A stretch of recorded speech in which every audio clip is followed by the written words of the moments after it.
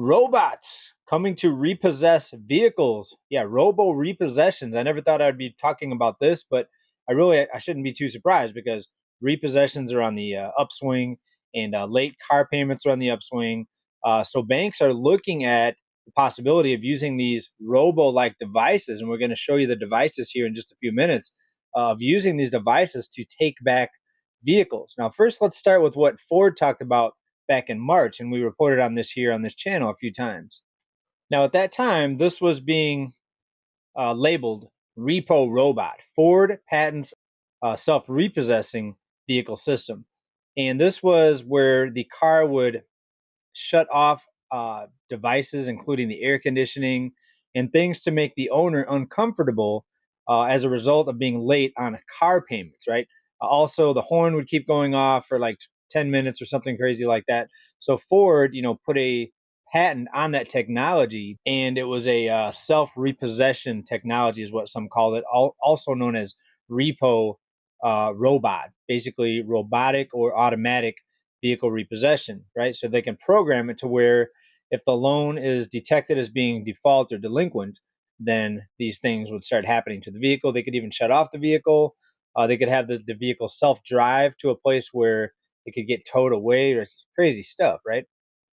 So now the next phase is happening over in the UK, where we have actual robotic devices lifting vehicles off the ground that are illegally parked, and taking these vehicles away into impound or wherever they happen to take these vehicles because they're illegally parked. Well, many are talking about right now that banks are going to be the next ones with this robo technology, and I'm not talking about what Ford was doing or patent back in March. I'm talking about the robots actually coming in, robot devices coming in and picking up the vehicle. Let's take a look at a video. All right, and let's start right here. Robot tow rigs are coming to take your illegally parked car, and it continues to say, in an Orwellian twist of terror, cars can apparently be lifted and towed away with the robot if you park in the wrong place in the UK. And you can see it right here. Basically they lift the entire vehicle off the ground, right? Pretty crazy. All right, let's see if we can watch one in action.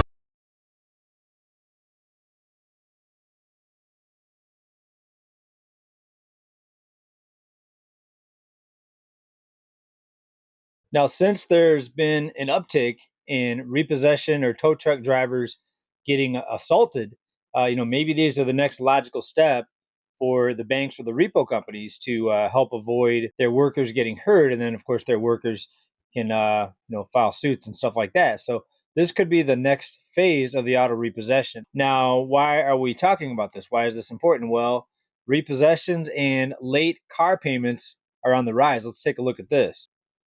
Recent news: credit card and car loan defaults hit 10-year high as inflation squeezes families. And that's right, people are being squeezed in so many different areas with these rising costs of living. Something has got to give, something has got to break. Late payments, where do they begin? Well, typically with cars and credit cards, because people are going to miss those payments before they miss their rent or their mortgage. But here's the numbers here. This year, credit card delinquencies have hit 3.8%, while 3.6 have defaulted on their car loans. That's according to Equifax. So, folks, here we go. I mean, this is just more evidence that things are headed in the wrong direction. Some people say everything's fine. I go shopping and I see people buying things at the stores. Everybody's got money. If everybody had money, why are these numbers ticking up pretty much every month? We look at them, right? So there's definitely some serious bad things happening.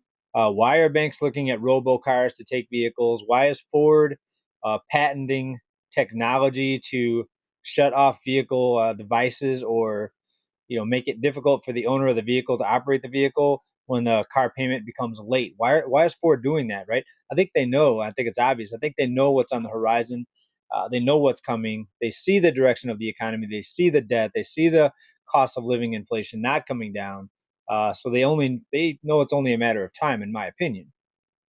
Actually, speaking of Ford, I purposely avoided looking at Fords when I went out and bought a vehicle a couple months ago. I ended up getting a Honda.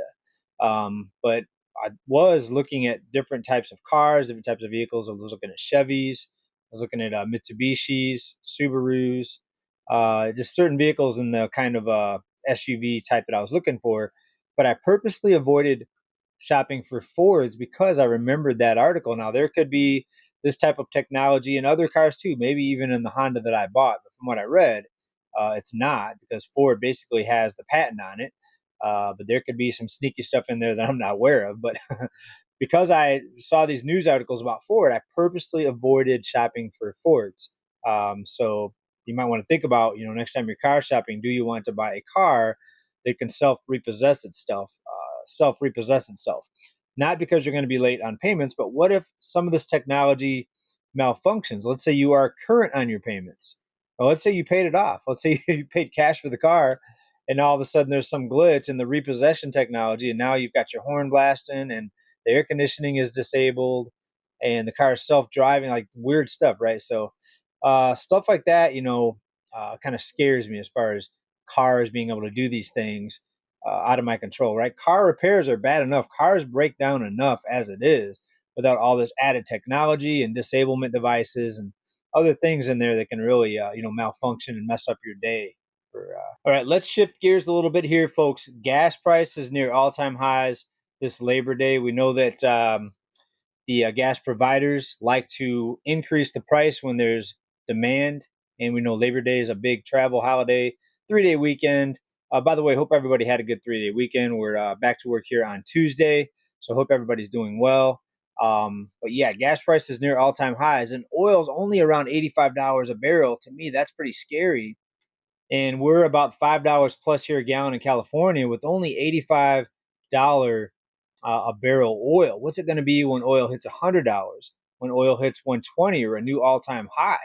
We could be talking about, again, $6-7 a gallon gas here in California, and other states will be right behind us. I mean, $4.50, $5 a gallon in most other states, right? California is one of the worst, but many other states also seeing high gas prices. And I remember over 2 years ago, first reporting on the inflation, and we told everybody here, inflation is not transitory, it's not temporary. We don't have enough manufacturing, we don't have enough production. Production's on the decline, jobs are being outsourced. The production's just not there to keep up with the demand, and we saw all the money that was pumped into the economy, and people just buying things hand over fist, bidding up prices of homes, bidding up prices of cars, banks loaning out money, way more money than they have, causing this massive inflation. We said inflation's definitely here to stay. And here we are 3 years later, after people called me doom and gloom, after people said I was wrong, prices are going to come back down after the health crisis goes away. Wrong. And we're not even the worst country here in the US. Take a look at some recent numbers here out of Turkey. This is crazy. We've got it reported here. The official number for inflation in Turkey is 59%, folks. 59% inflation. And there's a lot of people disputing that. They're saying that's too low. Just like the United States, we know the official numbers are way off target.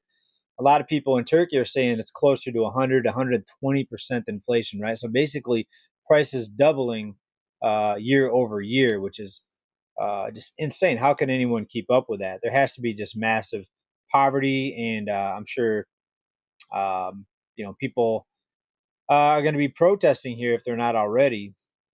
And Turkey's not even the worst one. There's other countries out there that we've talked about here that are much worse. Venezuela, Zimbabwe, Lebanon's pretty high. I'd have to check the latest numbers, but Lebanon's up there with economic collapse hitting the population there.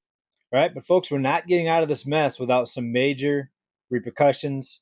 And I hope nobody here watching this gets their vehicle repossessed. I hope nobody gets their home foreclosed on or gets evicted. But you've got to prepare for this because this is coming. I've been preparing. I've tried to have emergency expenses out of the banking system. I have emergency food, 6 months, what I think is going to last us 6 months. And I've got a family. I've got some kids here. So I'm prepared as well as I think I can be. Every time I go to the grocery store, buy a few more cans, getting ready for this. And we have not even seen the stride hit of layoffs like we did back in the financial crisis. We've seen a lot of layoffs right now, but mostly concentrated in tech and also in finance, especially the mortgage industry. A lot of layoffs. We've reported on that here many times. But the broader economy really has not felt the layoffs yet because people are still spending money. Why? Because banks are still loaning out money. Banks are increasing credit limits still. back in the financial crisis. Remember, banks were decreasing credit limits, and that put a damper on people's spending capabilities. But now, credit card companies are still letting people spend, even though late payments are increasing. So banks do at this point don't seem afraid of a consumer that's starting to get behind. And that's very interesting. Why wouldn't banks be afraid? Are they guaranteed, a lifeline or life support, something like that? You let me know down in the comments, please, what you think about that.